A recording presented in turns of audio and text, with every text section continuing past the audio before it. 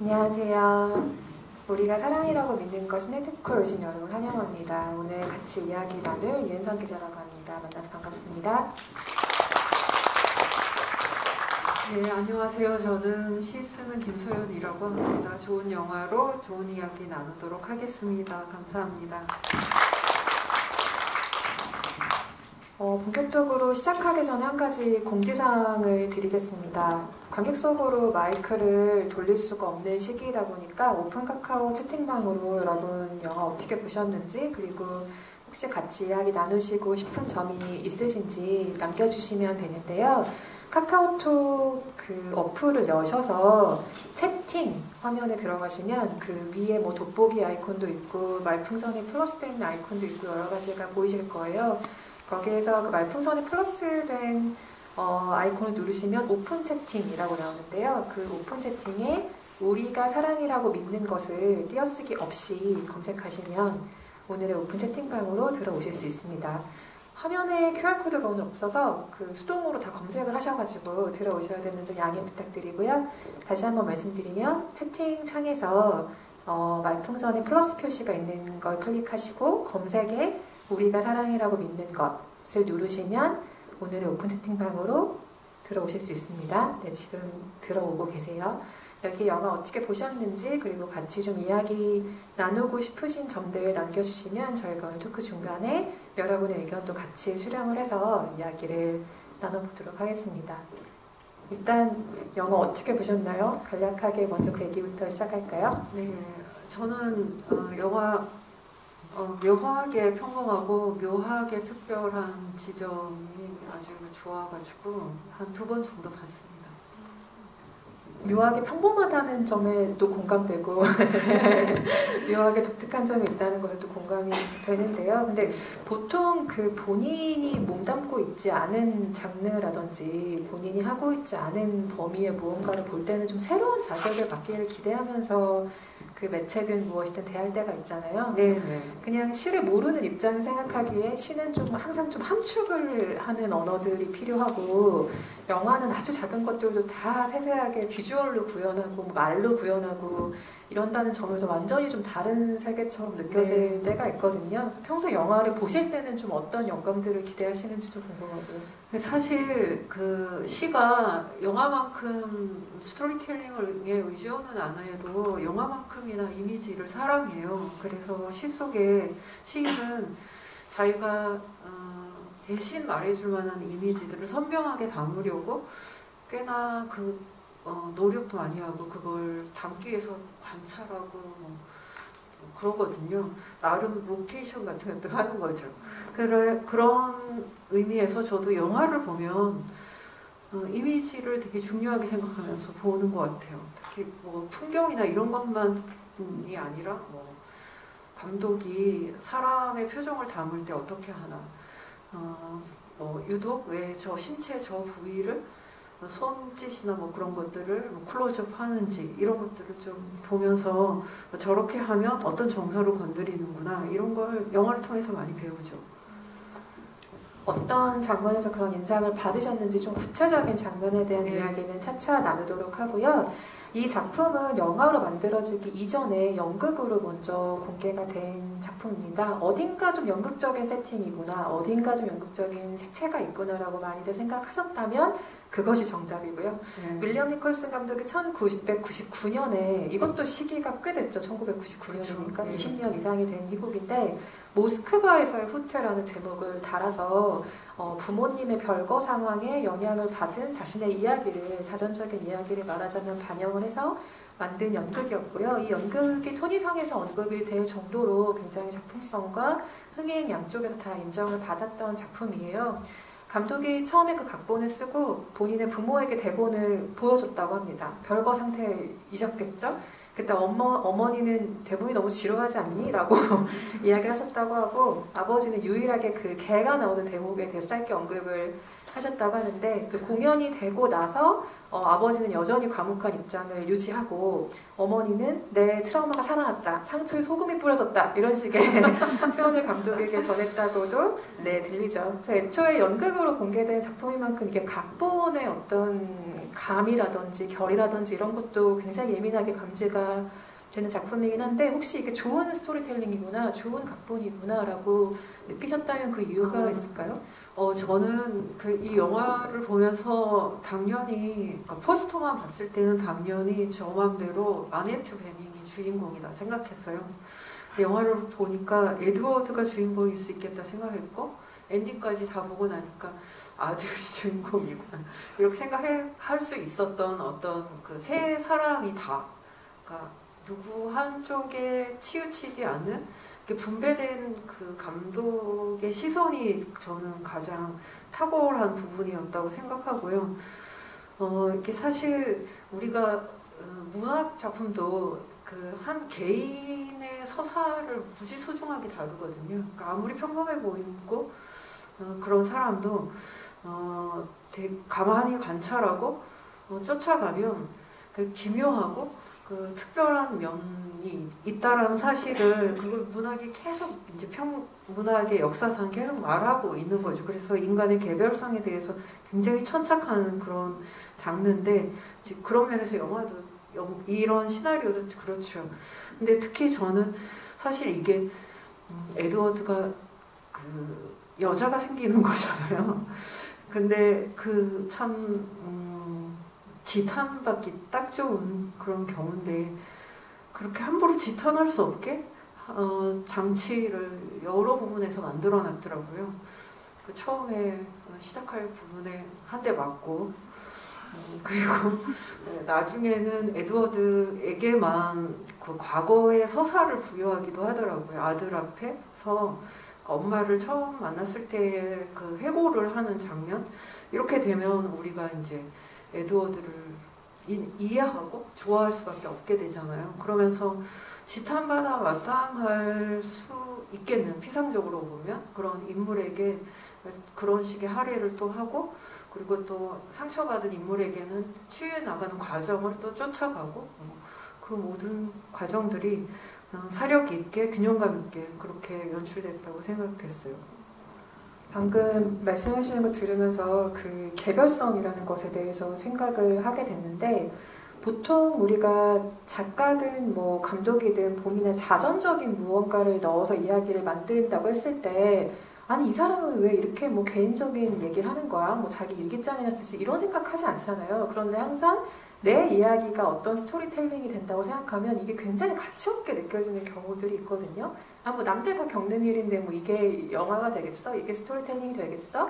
라고 생각하지만 사실은 가장 개인적이고 내밀한 고백으로 쓰여진 언어들이 가장 보편적인 미로로 가닿을 때가 확실히 있는 것 같아요. 이 영화도 말하자면 그런 개별성이 조금 더 보편화되는 작업의 지점이 있는 게 아닌가라는 생각이 들고 이 영화가 대사가 많잖아요. 근데 요즘의 영화들에 가지고 있는 가장 큰 오해 아닌 오해 중에 하나라면 대사가 많은 영화는 좋은 영화가 아니다라는 것 같아요. 그게 요즘 시대 영화에 가지고 있는 좀 오해라면 오해일 것 같은데 연극을 영화로 옮기면서 감독이 가장 큰 도전이라고 생각했던 부분 중에 하나도 이 대화를 포기하지 않는 것이었다고 해요. 그러니까 많은 사람들이 주인공이 긴 프레이즈를 얘기하는 영화는 좋은 영화가 될 수 없다. 그것은 아무도 집중하지 않는다. 이런 식의 얘기를 너무 많이 들었기 때문이에요. 이 각본가는 이전에 뭐 글래디에이터 같은 작품도 썼고 최근에 가까이 오면은 또 레미제라블 같은 작업에 공동으로 참여하기도 한 아주 할리우드에서 잔뼈가 굵은 각본가이기 때문에 그 자신이 누구보다 이 각본에 예민한 태도일 수밖에 없었던 거죠. 그런데 사람들의 감동적인 드라마에 노출시키는 또 하나의 형태가 저는 대사인 것 같거든요. 물론 영화라는 건 비주얼로도 설명 가능하고 음악으로도 설명 가능하고 말, 언어 외에 다른 것으로 많이 표현할 수 있는 장치들이 있지만 가장 기본적인 감동을 줄 수 있는 가장 최소한의 단위는 대사인 것 같아요. 그걸 전하는 배우들의 태도, 얼굴 이런 것들이 영화의 가장 스펙터클로 기능할 수 있는 가장 최소의 단위인데 요즘은 그게 좀 너무 무게감이 없이 다뤄지지 않나. 라는 생각이 들어서 이 영화가 굉장히 반가운 지점 중에 하나였고요. 아니 그렇다면 대사가 많은 영화 중에 좋은 영화는 뭐가 있나요? 라고 물으신다면 비포 선라이즈 같은 시리즈가 있잖아요. 그것처럼 주구장창 대화만 하는 영화가 어디 있습니까? 하지만 대사가 많다고 해서 이 영화가 뭐 신경을 쓰지 않았다 혹은 뭐 흐름에 조금 뒤처진다 이런 오해를 관객들이 하지 않았으면 좋겠다는 마음도 들기도 해요. 네, 저는 대사 많은 영화 저도 별로 좋아하지 않는데요. 말씀해 주셔서 이 영화가 대사가 많은 축에 속하는 영화라는 걸 지금 좀 깨달았거든요. 그러니까 그 대사라기보다는 저는 하나하나 그러니까 너무 그 인물들을 이렇게 표현하기 위해서 아주 축약된 툭 던지는 말들 이제 그런 말들이 되게 많아서 시적이다라는 생각을 특히 많이 했었던 것 같아요. 그래서 지루하다는 생각은 전혀 하지 못했던 것 같아요. 어떻게 보셨는지 괜히 궁금하네요. 그 언어를 함축적으로 아름답게 다뤘다는 것도 이 영화의 장점 중에 하나일 텐데 특히 그레이스와 에드워드의 결혼 상황 혹은 이들이 처한 감정적인 상황이 뭐 언급하고 읽는 시의 비유가 된다거나 그리고 아까 잠깐 모스크바에서의 후퇴라는 원래 연극의 제목에 대해서도 얘기를 했었는데 역사를 가르치는 이 캐릭터의 특성상 이걸 계속 나폴레옹의 후퇴 본인의 상황을 비유하기도 하잖아요. 이 시와 어떤 역사적인 상황에 계속해서 인물들의 상황이 비유되는 이 구성은 어떻게 보셨는지 궁금해요. 사실 이 마지막에 그 포털 사이트 아들이 만들어주는 포털 사이트에 그 인용되는 시 그 섬광이라는 시를 제외하면 여기에 사용된 시들이 약간 전쟁과 상관이 없지가 않잖아요.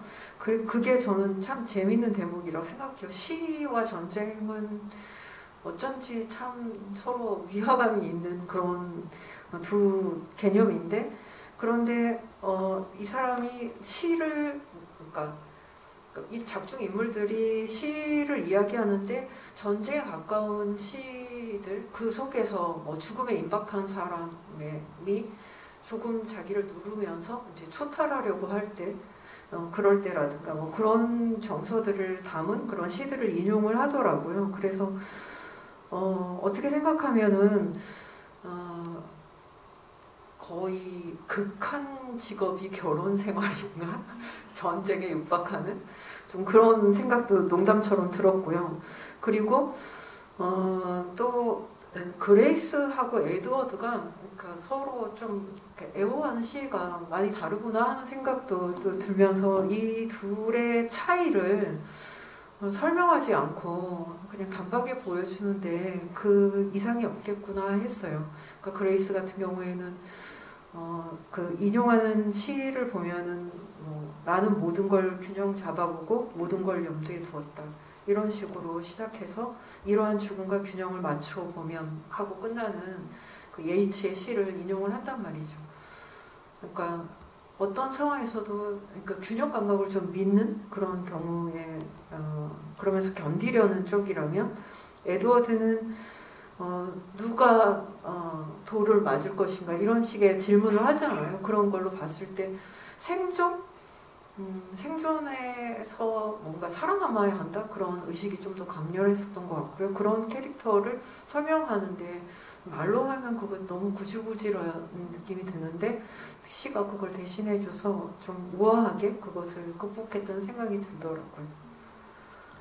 역사를 가르치는 에드워드의 경우에 그 나폴레옹의 모스크바 침공에 대한 이야기를 하면서 그게 일종의 생존 전략이라는 설명들을 하잖아요. 그러면서 학생들에게 그런 얘기를 하죠. 그래서 그게 잘못된 걸까? 비난할 수 있을까? 그러니까 사실은 본인에게 하고 싶은 질문을 계속해서 수업의 학생들을 볼모 잡아서 하고 있는 거예요. 그래서 떠나려는 자신의 태도가 마치 생존 전략이다. 생존하려는 거다라고 말하고 있는 듯한 장면으로 시작을 하는데 그래서 거기에서 학생이 자기는 옷을 뺏지 않을 거다라고 이야기를 하니까 그러면 옷을 입힌 채 죽도록 놔둘 거니? 라고 얘기를 하면서 동정심 때문에? 존엄성 때문에? 라는 질문을 하죠. 네. 그러니까 본인이 딱 가지고 있는 중요한 키워드니까. 네.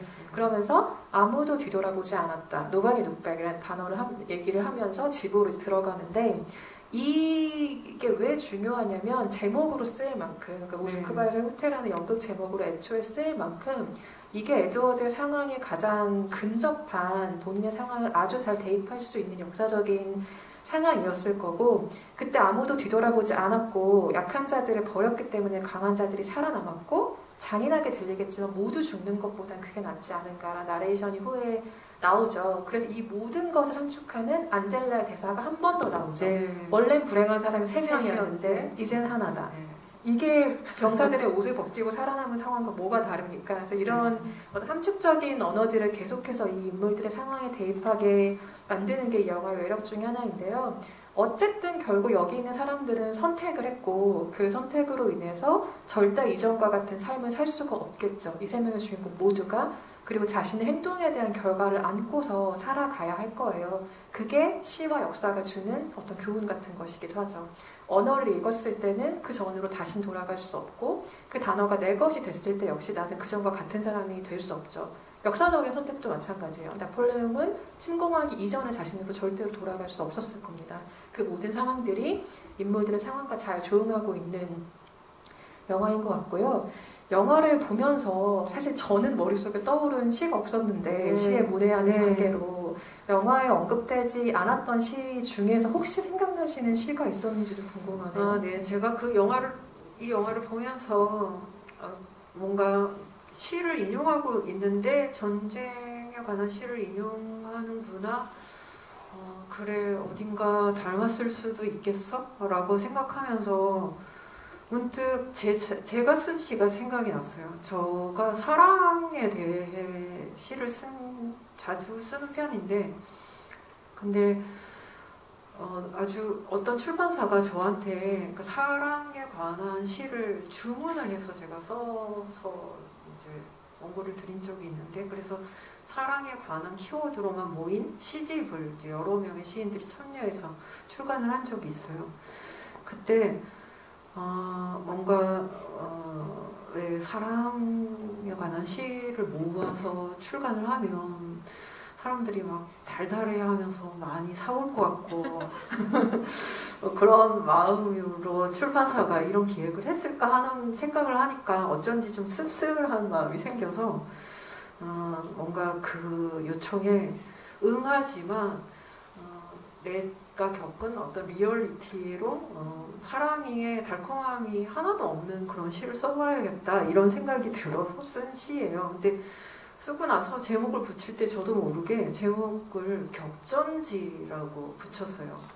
그 뭔가 다 통하는 느낌이 들더라고요. 그래서 그 시가 생각이 났어요.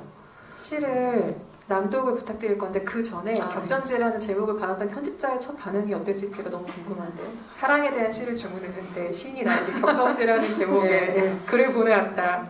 근데 이게 시라는 그릇에 담기면 참 지독한 이야기를 하고 있는데도 이상하게 사람들은 아름답다고 느끼는 것 같아요. 여기서 냉정한 한번 진짜 아름다운지 한번 이야기를 들어보고 싶습니다. 이따 냉정하게 얘기해 주세요. 네, 박수로 한번 낭독을 청해 드릴까요?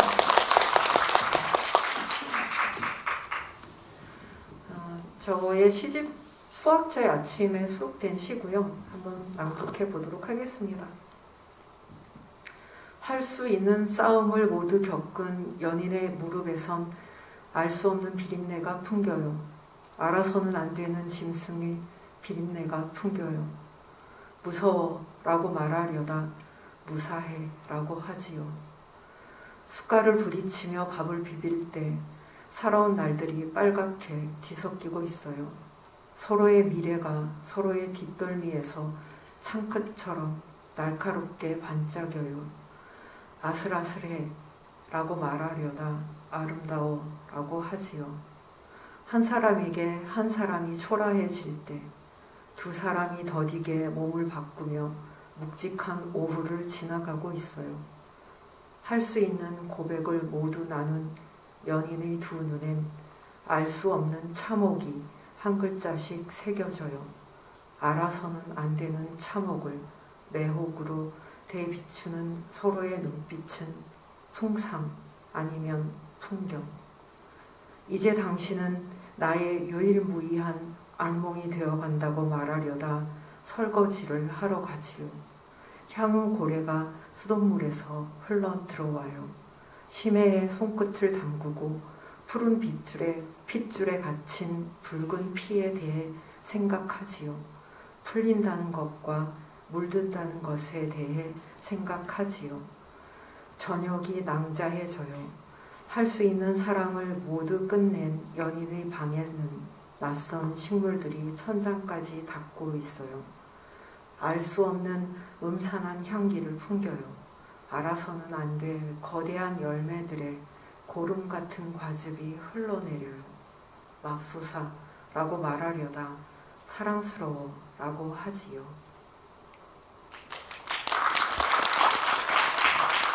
어떤가요? 좋단가요?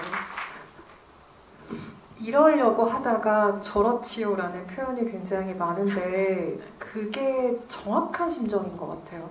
그러니까 어느 하나로 규정할 수 없는 감정들이 막 생기잖아요. 연인과의 뭐 이별을 앞뒀거나 뭐 정말 싸웠거나 이럴 때. 근데 그거 들으면서 계속 생각을 했던 게 저라면 막 너 짜증나 다신 연락하지 마의 글자만 적을 수 있을 것 같은데 어떻게 이렇게 아름다운 단어들이 있을 수가 있죠? 격전지라는 제목에. 네, 사실 너무 오래돼서 하나도 맞는 구석이 없는 연인이 헤어지는 것밖에 길이 없다 이렇게 생각할 때에도 같이 지낸다면 그렇다면 그것은 뭐라고 불러줘야 할까? 사랑이 아니라고 해야 할까? 그런 생각을 하다가 쓰게 된 시예요. 거기에도 당연히 무언가를 견디는 사람의 아름다움이 당연히 존재할 수 있을 거라고 생각해서 일부러 그 시 어들을 고를 때도 조금은 느낌이 이렇게 아름답게 가답게 균형을 잡으려고 하면서 썼던 시인 것 같습니다. 약간 그리스가 썼을 법한 시가 아닌가 싶어요. 그 홈페이지에 올라갔으면 좋겠는 네. 시 중에 하나인 것 같아요. 여운이 되게 정말 많이 기네요. 예전에 제가 이 책을 읽었었는데 사실 그런 시가 있었다는 걸 잊고 있었어요, 저도. 근데 지금 읽어주셔서 다시 좀 새록새록 느낌이 났는데 마치 내가 쓴 것이냐, 누군가와 싸울 때 이런 시를 적어가지고 주고 싶다라는 생각이 드네요. 누군가가 이상하게 더러운 정이 들어서 싸웠는데도 뭔가 끝을 내지 못한다는 느낌이 들 때 이 시를 마음껏 사용해 주셨으면 합니다. 네, 오늘 이 자리에 있는 저희는 공식적인 허가를 받은 걸로 이 시에 대한 어떤 자격이 있는 것으로 생각을 해보도록 하죠.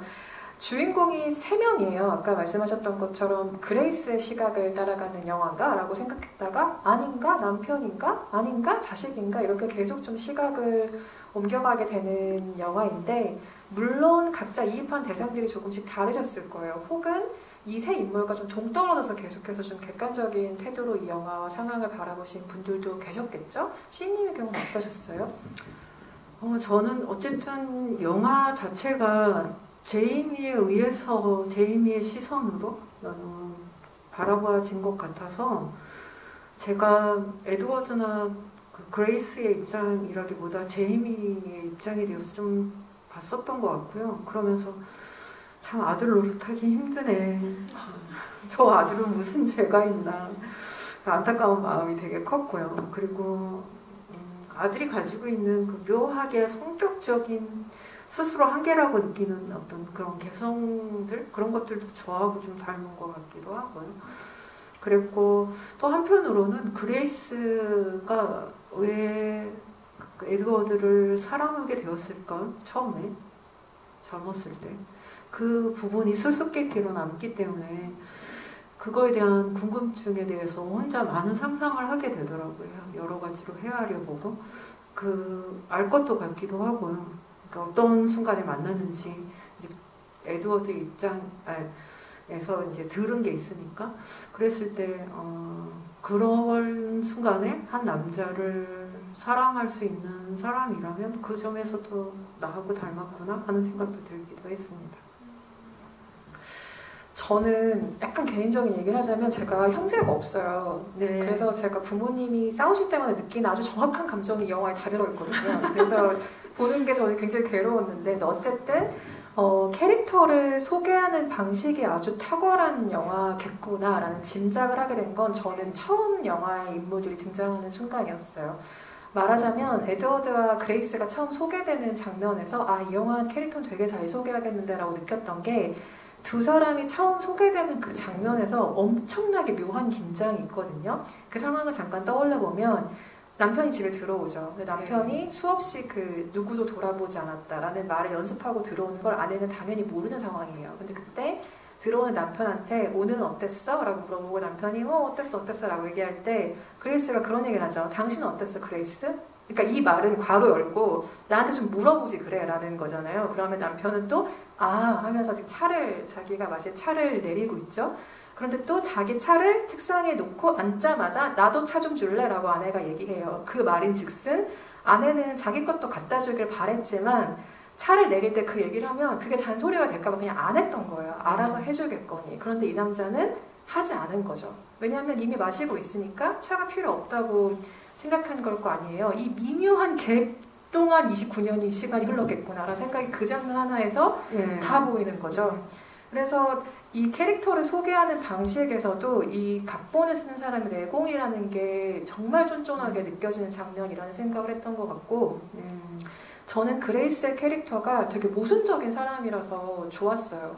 여기서 그 남편이 다른 사람을 사랑하게 됐다는 고백을 듣고 아까 말씀하신 것처럼 뺨을 때리고 상을 엎어버리잖아요. 근데 사실 이런 캐릭터는 한국이라면 가부장제 남편이 할 만한 행동이거든요. 상 뒤엎고 이렇게 던지고. 근데 이런 것들을 하는 게 사실은 못난 방식이잖아요. 성숙한 방식은 절대 아니에요. 아무리 화가 난다고 해도 아들이 집에 와 있는데 막 상을 엎어버리고 막 이러는 게 어딨겠어요. 그 아들한테도 계속 좀 못난 말들을 하죠. 넌 나를 좀 이해해주면 안 되니? 넌 네 아빠랑 똑같아. 이런 식의 말들을 하는데 비합리적이고 어떤 경우는 좀 폭력적인 구석이 있고 자기 감정에 너무 도취되는 비대한 자아를 가지고 있는 사람인 거예요. 그레이스가.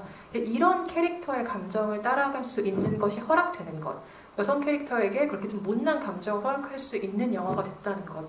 이게 저는 굉장히 좋은 캐릭터 설정들이라고 생각했는데 그런가 하면 자식의 입장에서는 또 너무너무 이 입장이 이해가 되는 거죠. 왜냐하면 자식이라는 건 저는 뭐 아직 결혼을 안 했지만 결혼은 살아있는 증거 같은 거잖아요. 결혼한 부부에게. 그러면 헤어진 부부에게 이 존재는 정말 큰 기쁨이고 정말 큰 고통의 존재일 거예요. 자식을 계속 바라보는 게. 또 자녀의 입장에서 부모를 보면 평생 나를 보호해왔던 사람들을 이제는 내가 보호해야 하는 상황을 맞이하고 있는 거잖아요. 이들의 감정적인 케어, 건강적인 케어, 혹은 저 사람이 어느 날 나 모르게 목숨을 끊어버리지 않을까 하는 케어까지 전부 떠안는 상황인데 이게 바로 별거한 혹은 이혼한 혹은 헤어진 부모를 둔 자녀의 죄책감이라는 거죠. 그 죄책감이라는 게 캐릭터로서 발현되는 순간 이 영화는 굉장한 힘을 가지고 있는 것 같아요. 그래서 엄마가 얼마나 괴롭고 상처받았는지, 아빠가 결혼 생활을 얼마나 힘들게 버텼는지를 내가 지지하고 이해할 만큼 충분히 내가 강하지 못했다는 사실을 받아들이는 그 죄책감의 과정들.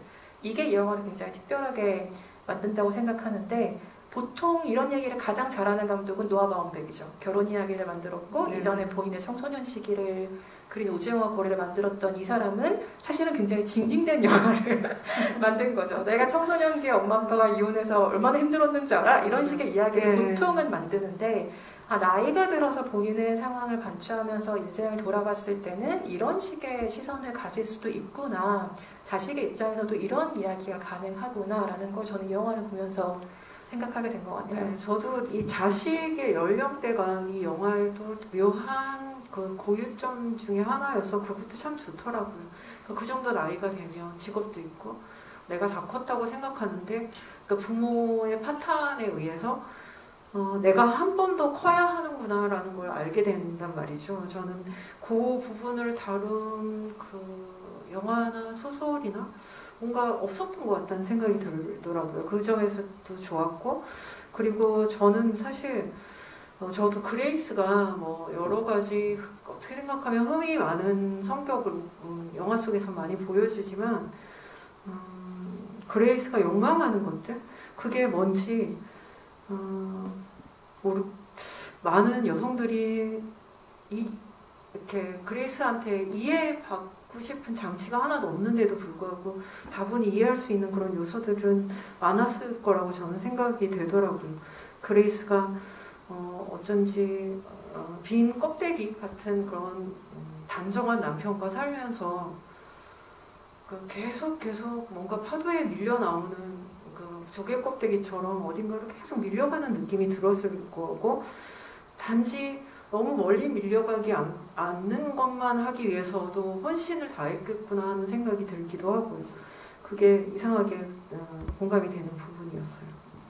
그렇다면 관계에 있어서 최선이란 뭘까를 또 생각해보지 않을 수가 없는데, 여기서 그레이스가 그런 얘기를 하잖아요. 그러니까 나는 최선을 다할 기회를 얻지 못했다라는 자의 항변 같은 건데, 이를테면 나한테 기회를 좀 달라는 거야. 그게 공평한 거 아니야? 라는 이야기를 하잖아요. 네. 그래서 이 영화는 세 사람의 최선인가요? 보시기엔 어떠세요? 저는 사실 인간이 한 인간에게 너무 최선을 다하지 않았으면 좋겠다고 생각하는 쪽이거든요. 그냥 좀 대충 했으면 좋겠어요. 그리고 사실 관계라는 게 늘 좋은 관계와 영원한 관계 이런 걸 참 꿈꾸는데, 생각보다 영원한 관계 극히 드물고 생각보다 좋게 끝나는 관계도 극히 드물어요. 그냥 모든 게 다 엉망진창이 되고 다 잃는 기분이 들 때가 우리한테는 더 자주 찾아오는 것인데, 근데 그냥 그런 후회 속에서 배우는 게 많은 삶이었으면 좋겠다. 저는 그렇게 생각하는 쪽이에요.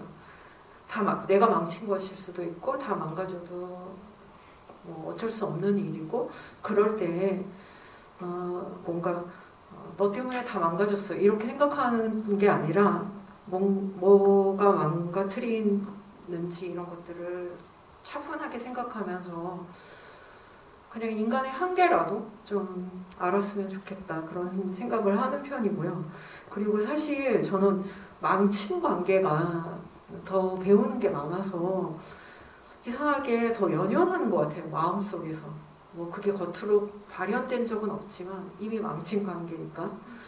그렇지만 안전한 관계보다 망친 관계에서 배우는 게 더 많고 나를 자극하는 게 더 많기 때문에 아무래도 저는 그래서 문학을 하는 것 같아요. 인간의 비극을 사랑해서. 근데 그렇게 인간의 비극을 사랑해서 이런 스토리텔링도 계속 나오는 거잖아요. 이들이 계속 안전하게 그냥 그렇게 해서 그럭저럭 잘 살았대 해서는 이 감독이 자기 서사로 영화를 만들지는 못했겠죠. 그렇게 해서 얻게 되는 것들, 별도로 부수적으로 어쩌면 얻게 되는 것들을 통해서 우리가 인생을 좀 더 잘 이해할 수 있는 거라고 생각이 됩니다. 인간의 비극을 사랑한다라. 네. 타인의 비극은 사랑하려고 노력하겠지만 제 비극은 아니었으면 좋겠어요. 솔직한 마음이에요. 네, 늘 그렇게 생각을 하는데 어쩔 수 없이 비극이 밀려오니까 그렇게 생각하게 되더라고요. 그렇죠. 그래도 뭐 여러 관계들을 거치면서 그나마 가질 수 있는 가장 좀 발전적인 생각이라면, 내가 저는 이렇게 이제 부부가 이렇게 결국은 파국을 맞는 그런 스토리들을 볼 때마다 항상 좀 농담인데요. 일부 일처제에 문제 제기를 하는 그런 영화이려나 하면서 제가 늘 그걸 문제 제기를 하고 있거든요. 결혼 제도 중에 하나이기 때문에 모순이 많고, 근데 이 모순을 좀 다르게 만들려는 그 노력을 인류가 너무 안 하기 때문에 자꾸 이런 영화들이 뭔가를 호소하고 있는 게 아닌가 하는 생각이 되게 많이 들더라고요. 그러게요. 감독들이 조금 더 적극적으로 그 의지를 드러내주면 좋으련만. 네. 근데 영화 안에서 인상적인 장면들도 각자 다 다르실 텐데, 가장 인상적으로 기억에 남는 장면이 있다면 어떤 것이 있으세요? 저는 이 영화에서 아까 그 두 캐릭터를 이렇게 보여주는 초입에 대해서 말씀하실 때 제가 가장 눈여겨본 건 두 사람의 책상이었어요. 그 두 번 나오거든요. 그 옆 책상이 이렇게 같이 그레이스의 책상을 통해서 저 멀리 있는 에드워드의 책상이 보이는데, 그 뭔가 한 공간에 있는데 너무 가장 먼 곳에 놓여 있고 두 책상이, 그리고 그레이스의 책상은 되게 자연스럽게 어질러져 있고 그 에드워드의 책상은 좀 깔끔하더라고요. 근데 그런 점들을 통해서 그 책상, 그리고 나중에 비워져 있는 책상이 나오죠. 에드워드가 앉아있지만 환타지처럼 보이는 것이고, 그런 면에서 두 사람의 책상이 가장 인상적이었고, 그리고 제가 아네트 베닝의 목소리를 참 좋아하는 것 같아요. 처음 시작할 때 시 낭독하는 대목에서 무지하게 끌림을 느꼈어요.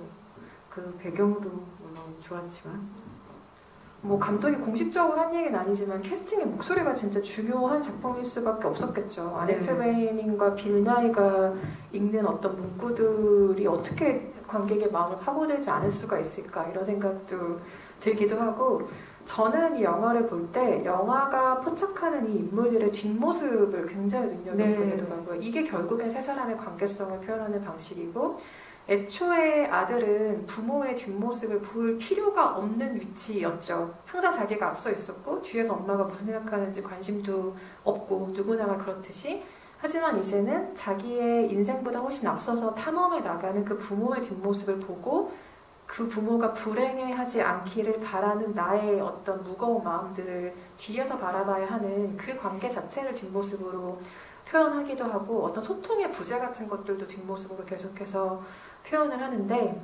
여기서 아까 그 얘기했던 장면을 잠깐 되짚어보면 집으로 들어온 그 에드워드가 차를 만들고 그 그레이스와 처음 대화하는 그 방식에서 한참 이 사람의 얼굴을 안 보여줘요. 계속 뒷모습으로 뭐를 분주하게 하는 방식을 보여주는데 제이미가 이 집에 들어올 때도 똑같은 방식의 카메라를 쓰고 있어요. 기차가 시포드역에 도착을 하고 집에 도착할 때까지 이 아들의 얼굴을 카메라가 절대 보여주지 않거든요. 그러면서 밖에서 집으로 돌아오는 똑같은 위치에 아버지와 아들을 두죠. 아버지는 밖에서 Nobody Look Back이라는 단어를 외우고 들어왔다면 이 아들은 Hello Stranger, Hello Mom 이런 단어를 주고 받겠지. 마치 엄마를 다 예상하고 있다는 듯 이런 대사를 한번 하고 그제서야 얼굴을 보여주고 들어오는데 그 대꾸는 결국엔 아버지와 아주 닮은 아들의 모습을 이 영화가 계속해서 보여주고 있는 거죠. 이 사람은 부모의 문제에 대해서는 나름 현명하게 대처하고 있는 것 같지만 본인의 문제는 계속 버벅거리는 사람이에요. 구체적으로 등장하진 않지만 그래 친구들한테도 네가 켈리 곁에 조금 더 있어줘야 했는지도 몰라 라는 지적 같은 것들을 이 아들도 계속해서 듣고 있는 사람이죠. 그리고 남편의 뒷모습 언급하신 것처럼 에드워드가 떠난 이후에도 계속해서 남편의 환영을 그레이스는 보지만 결국엔 뒷모습만 볼 수 있을 뿐이에요. 왜냐하면 한 번도 이 사람과 앞모습을 보고 진솔한 대화를 나눈 적이 없다는 거죠. 그래서 그 인물들의 뒷모습을 포착하는 방식이 이 영화에서 가장 이 세 명의 관계성을 잘 표현하려고 했던 연극에서는 쓸 수 없는 방식으로서 영화의 장점이 아니었을까 생각을 하고요. 이 주연 배우들에게 특별한 인상을 가지고 계셨던 분도 계시고 만약에 여기에 굉장히 젊은 관객분이 와 계시다면 아네트 베닝과 빌 나이를 이 영화를 통해 처음 보신 관객분들도 물론 계실 수 있었겠죠? 주연 배우들에게는 어떤 인상들을 평소에는 가지고 계셨어요? 네, 저는 아네트 베닝은 어릴 때 참 좋아했고요. 그 가장 예쁘던 시절에 러브 어페어라는 영화를 그 영화 속에서 캐서린 헵번이 그 피아노 칠 때 허밍을 넣거든요. 그 목소리를 참 좋아했어요. 그래서 그 허밍을 혼자 막 따라해 보기도 하고 그랬던 것 같은데 이번에는 그 허밍이 아니라 이제 시낭독을 굳건한 목소리로 하더라고요. 그래서 참 아름답게 나이가 들고 계시는구나 라고 생각하면서 참 반가워했습니다. 제가 참 좋아하는 얼굴이에요. 저도요. 젊었을 때도 너무 아름다웠지만 나이 들어서도 그 어떤 세월의 아주 담담한 아름다움 같은 것이 얼굴에 깃들어 있는 배우인데 이 두 배우는 어디선가 좀 본 것 같더라도 아들 제이미를 처음 보신 분들도 계실 거예요. 조시 오커너란 배우인데 여러분 안심하셔도 되는 게 이 감독도 이 영화를 찍기 전까지는 조시 오커너가 누군지 몰랐습니다. 캐스팅 디렉터의 추천을 받고 여러 배우들을 만나다가 조시 오커너를 캐스팅하게 된 건데요. 심지어 이게 연극이고 영국 배경의 이야기고 영국적인 이야기다 보니까 캐스팅 전체를 좀 영국 배우들로 하려는 시도가 있었어요. 하지만 캐스팅을 하다가 아네트 베닝이 한 명 있으면 영화가 좀 사이즈가 커 보이지 않을까, 투자가 좀 괜찮지 않을까 하는 어떤 프로덕션 상의 좀 어떤 과제들로 아네트 베닝을 섭외하게 된 것도 있었고요. 그리고 빌 나이 같은 경우는 뭐 해리포터의 마법 총리로 기억하시는 분도 계실 테고 뭐 캐리비안의 해적의 얼굴은 나오지 않지만 뭐 데비 존스로 기억하시는 분도 계실 테고 뭐 러브 액츄얼리에서 이상하게 기타 치는 할아버지로 생각하시는 분들도 계실 텐데 아마도 한국에 가장 익숙한 이미지는 최근이라면 어바웃 타임의 팀의 아버지 역할이 아닐까 싶어요. 제가 어린 시절부터 기억하던 빌 나이는 그런 이미지였거든요. 근데 2000년대 중반에 갑자기 판타지 영화를 찍으시더니만 이미지가 조금 괴짜 할아버지로 바뀌어가는 거예요. 그래서 어바웃 타임에서 그런 본래의 모습을 찾았을 때 그 기품과 어떤 안정감과 이런 연기가 너무 매력이라고 생각을 했는데 다시금 영화에서 그런 역할을 만날 수 있어서 너무 반가웠고요. 조시 오커너는 만약에 모르셨던 분들이라면 이번 기회로 이 배우를 반드시 찜해주시기 바랍니다. 앞으로 요새 말로 떡상할 가능성이 아주 많은 배우인데 더 크라운이라는 영국 왕세자비 다이애나의 이야기를 다룬 시리즈에서 찰스 왕세자를 연기를 하면서 이 배우가 조금 급부상하기 시작을 했고요. 이후에 차기작이 지금 할리우드에서 활동하는 그 어떤 배우보다 많습니다. 일단 리라는 작품이 있어요. 이 작품은 2차 세계대전에서 활약했던 그 보그 소속 사진기자 리 밀러라는 사람에 대한 이야기인데 이 리 밀러를 케이트 윈슬렛이 연기를 하고요. 마리온 코티아르, 주드로가 캐스팅 상황에 이 조시 오커너가 합류를 한 거예요. 여기서 리 밀러의 아들로 등장을 할 예정이라고 하는데요.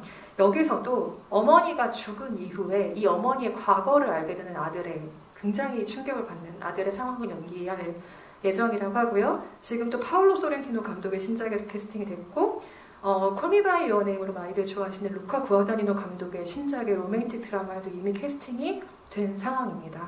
그리고 행복한 라자로를 만든 감독의 영화에도 캐스팅이 됐어요. 어디 가서 나 이 배우 안다라고 얘기하시려면 지금부터 알아두셔야 됩니다. 연극에서 영화로 옮겨올 때 뭐 배우들이 달라진 점도 있겠지만 가장 큰 차이점이라면 구체적인 장소가 등장한다. 그것이 우리가 볼 수 있는 어떤 화면 안에 장소로서 구체성을 갖는다라는 점일 텐데 여기서는 그 해안마을 시포드 호프객 그리고 그 세븐 시스터즈라는 하얀 절벽, 깎아지른 절벽이 굉장히 많이 등장하는데 그래서 이 영화의 원제가 영제 호프갭이기도 합니다. 그 지명을 따라서요. 그 영화의 로케이션을 계속 보실 때도 좀 특별한 감흥이 아무래도 있으셨겠죠? 네, 저는 그 영화 속에 그런 장소가 나오면 거기를 꼭 가보고 싶어요. 막연히 거길 가보고 싶다 이런 생각을 가지면서 여행을 다니기도 하거든요. 그래서 여행을 못 가는 시기이다 보니 구글맵에서 열심히 찾아봤습니다. 그 세븐 시스터즈라는 그 지형 바로 근처에 그 비치헛이라는 해변이 있고 거기에 그 아이스크림 가게도 있더라고요. 그 포스터에 나온 알록달록한 그 컨테이너들이 즐비한 그 걸어갔던 그 길도 그대로 그 로드뷰에 나오더라고요. 그래서 괜히 언제 여기를 가보려나 그런 생각을 하면서 봤습니다. 감독이 실제로 이 지역에서 어린 시절을 보내면서 부모님과 살았던 지역이기도 하고요. 연극 제목으로 모스크바의 후퇴라는 너무 장엄한 제목을 붙였기 때문에 연극을 보러 오는 사람들이 모두가 나폴레옹에 대한 이야기라고 생각을 했다고 해요. 그래서 영화로 만들 때는 좀 다른 걸로 바꿔보면 어떨까 고민 끝에 호프갭이라는 제목을 붙이게 됐고 저는 이 지명이 굉장히 특이하다고 생각했어요. 그러니까 뭐 말하자면 희망의 틈 같은 거잖아요. 그게 이 영화에 너무 잘 떨어지는 거예요. 그 이름이 감지하고 있는, 포함하고 있는 되게 잔인한 낙관 같은 게 있잖아요. 희망도 아니고 희망의 틈, 뭐 갭 이렇게 얘기를 하니까요. 그래서 그 깎아지르는 하얀 절벽이 주는 이미지 자체도 그렇고 여기에 그레이스가 오를 때마다 생기는 엄청난 불안감과 동시에 말로 설명 안 되는 해방감 같은 걸 주는 장소이기도 해요. 그래서 이 좋은 장소를 감독들이 여태 가만히 뒀을 리가 없겠죠. 생각보다 아주 많은 영화에 이미 등장한 장소이긴 한데요. 제가 보자마자 저기 해리포터에 나왔던 데잖아 라고 생각했던 장면은 그 해리포터 불의전에서 퀴디치 월드컵의 배경으로 나온 장소이기도 해요. 그리고 감성적인 영역으로 틀자면 조라이트의 어톤먼트에서 그 두 주인공이 살고 싶어하는 그 오두막의 마지막 해변으로 나오는 장소도 바로 이 절벽이기도 하죠. 그래서 이미 다른 감독들이 정말 여기에 와본 적이 있다라고 점을 찍은 공간이기도 한데 그 선집에 대해서 마지막으로 이야기를 나눠볼까 봐요. 여기에 와본 적이 있다라고 제목을 붙이는 그 그레이스의 선집이요. 이게 로세티 시의 첫 구절이고 굉장히 유명한 시라면서요? 네네. 그 굉장히 유명한 시이더라고요. 저도 그 이번에 처음 로세티라는 시인에 대해서 관심이 생겨서 책도 사보고 그랬는데 이 섬광이라는 시 전문을 나오잖아요. 이 시 영화 속에 그 시가 너무 아름다웠어요. 저는 너무 오랫동안 기억날 그런 시였던 것 같고 사실 이 영화 시작할 때 여기 와본 적 있다 이렇게 하면서 언제 어떻게 인지 모르지만 문 뒤편에 있는 풀밭을 안다 이렇게 하고 시작할 때 어쩐지 이 순간에 어떤 그 모든 절망 같은 것들을 예전에 이미 다 예견했다? 그런 말처럼도 들렸어요. 그래서 이 여기라는 거랑 와본 적 있다라는 그 경험이 되게 이상하게 겹쳐져서 그 여기라는 장소를 되게, 좀 문학적으로 이렇게 상징적으로 만드는 경향이 있는 것 같아요. 사실 하나의 장소로 말할 수도 있죠. 이렇게 풀밭이 있고 뭐 문뒤에 뭐 그런 공간이 실제로 있을 거고 그곳에 가서 로세티가 시를 썼을 수도 있겠지만 그냥 이게 이제 만약에 사이트에 그 시가 막 이렇게 컨텐츠로 있는 그런 사이트의 제목으로 그렇게 쓰인 게 실제로 존재하고 내가 거기에 링크에 이제 접속을 했다면 안 왔으면 좋았을 곳에 와닿은 느낌도 들 것 같기도 하고요. 그리고 그런 느낌이지만 사실은 봤으니까 그리고 이렇게 이것저것 어떤 저런 키워드들을 입력을 하면서 시들을 몇 편을 음미를 하는 순간 또 오고 싶은 그런 장소로도 바뀌는 어떤 그런 느낌? 그러니까 이거 불행을 바라보는 인간의 그 묘한 태도하고도 상관이 있는 것 같아요. 아까 말씀하실 때처럼 그레이스가 그 호프갭 그 하얀 절벽에서 처음에는 불안하고 막 속 터지는 느낌으로 바람 쐬기 위해서 나온 것처럼 보이는데 좀 걷는 모습을 보면 좀 초탈한 것처럼도 보인단 말이에요. 그렇게 심경의 변화를 계속 겪으면서 자기를 다스려가는 장소로 사용된다고 저는 생각됐거든요. 그거하고 좀 닮은 것 같아요. 그래서 사실 시라는 게 행복한 순간에 시를 읽는 사람은 별로 없다고 저는 생각하거든요. 가끔 가다가 저도 이제 한 줌의 저의 독자가 어쩌다가 만나 뵙게 되거나 인연이 닿게 됐을 때 내가 세상에서 가장 힘들었을 때 당신 시집이 내 곁에 있었어요. 꼭 이렇게 말하지. 내가 세상에서 가장 행복했을 때 당신 시집이 내 옆에 있었어요 라고 말해주는 사람은 한 명도 없었단 말이죠. 약간 그런 느낌의 장소라고 생각합니다. 그런 직업인 것에 대한 생각은 어떠세요? 그러니까 누군가의 행복할 때 곁에 있어주는 것보다 누군가 가장 슬프고 힘들 때 곁에 나의 글이 놓아지는 직업인 거잖아요. 네. 그거 제가 선택할 수 있어서 선택한 건 아니고 그냥 어떻게 살다 보니까 그렇게 된 일이기 때문에 나쁘다고 생각하지는 않는 것 같아요. 그렇지만 남들은 어떤 식으로 행복해 하는지에 대해서보다 남들은 어떤 식으로 불행해 하는지에 대해서 좀 더 잘 알고 있는 제 자신이 좀 괴기하게 느껴질 때는 있죠. 여기에 저의 바람을 얹어보자면 네. 저는 여러분이 이 영화가 도대체 왜 좋다는 거야가 궁금해서 찾아보는 글이 아니고 이 영화가 정말 좋은데 나의 감망을 더 정확하게 좀 알고 싶어서 찾아보는 글에 항상 제 글이 있으면 좋겠다는 생각을 네. 갑자기 하게 되네요. 네. 사실 여기서 그레이스가 그 시를 어쨌든 컬렉션하는 편집자라고 해야 할까요? 이제 그 시 전문가잖아요. 근데 그레이스가 나중에 그 자살 예방 센터 같은 데서 봉사활동도 하고 그런 데서 오히려 더 사랑이 좀 샘솟는 인간으로 변해가는 그런 모습을 봐서도 그레이스도 시적인 인간이구나 저는 그런 생각이 들더라고요.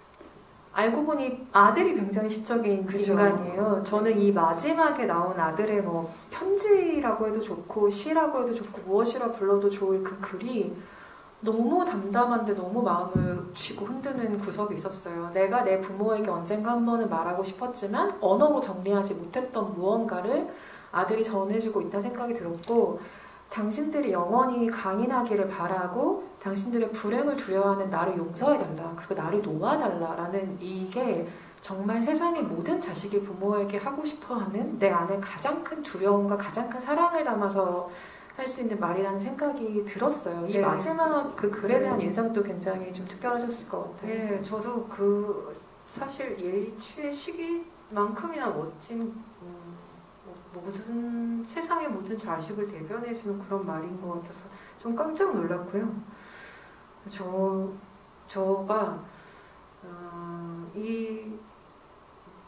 당신들의 불행을 두려워하는 저를 용서하세요. 이 말에서 약간 저하고는 나이 차이라고 해야 되나? 그게 좀 느껴지는 대목이 있었어요. 그래서 혹시 이 구절이 너무 좋아서 말씀을 하실 것 같아서 저도 이걸 약간 변주하는 문장을 준비를 해봤거든요. 그러니까 좀 더 그가 한 10년, 20년 더 부모를 지켜본다면 이제 부모는 각자 길을 가겠죠. 그런다면 혹시 이렇게 변주하지 않을까 하는 생각이 들더라고요. 당신들이 얼마나 강인했는지를 가장 나중에 알아채는 사람이 나라는 사실을, 당신들이 어떻게 불행했는지 영원히 모를 사람이 나라는 사실을 용서하세요. 이렇게 말하게 될 것 같아요. 제 문자로 좀 보내주실 수 있나요? 지금 이 문장을 제가 다 녹음을 못한 게 지금 너무 아쉬운데. 네. 다시 한 번만 들려주시겠어요? 당신들이 얼마나 강인했는지를 가장 나중에 알아채는 사람이 나라는 사실을, 당신들이 어떻게 불행했는지 영원히 모를 사람이 나라는 사실을 용서하세요. 라고 말하게 될 것 같아요.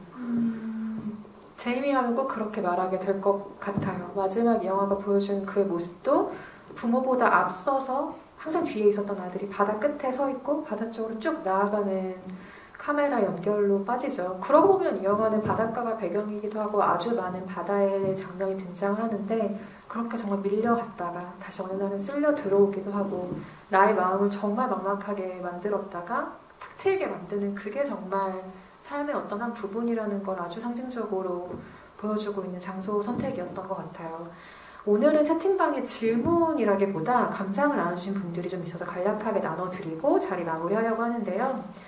말이 아름답기도 하면서 무기처럼 무섭기도 했다라는 평을 남겨주신 분도 계세요. 어른으로서, 부모로서 미안성의 존재로 실수도 하고 잘못된 선택을 하지만 우리는 다음 세대를 생각하는 성숙함이 있어야 한다는 것을 느꼈습니다.